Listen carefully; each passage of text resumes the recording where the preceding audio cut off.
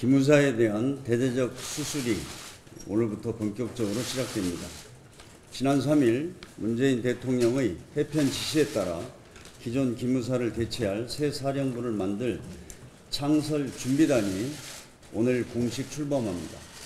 이번 기무사 개혁은 결코 국지적인 시술이나 봉합에 그쳐서는 안 될 것입니다. 뼈를 다시 맞추고 새로운 살을 붙이는 환골 탈퇴를 넘어 말단 세포까지 모조리 바꾸는 대수술이 되어야 합니다.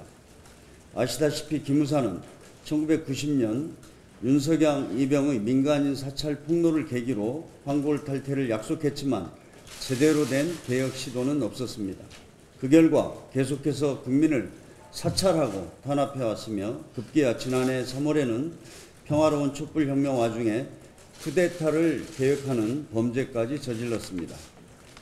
이번에는 기무사가 다시는 국민을 감시하고 국기문란을 도모하는 부대가 되지 않도록 철두철미한 개혁이 이루어져야 합니다.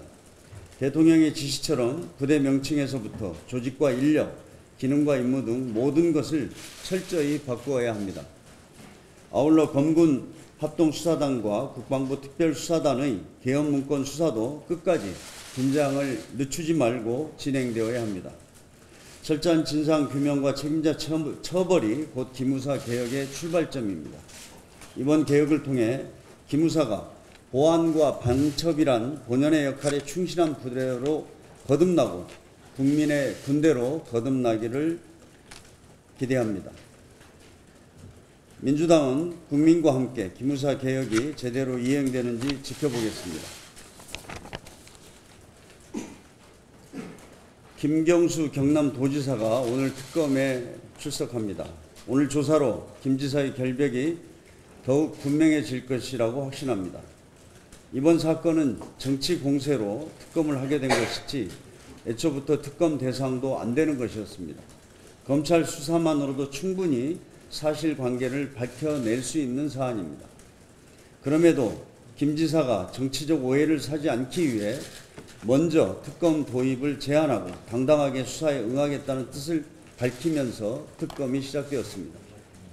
그리고 김 지사는 지금까지 진실규명을 위해 적극적으로 특검 수사에 협조해 왔다는 사실을 우리 모두가 지켜봤습니다. 특검팀은 이번 사건의 실체적 진실을 밝히는 데 집중해야 합니다.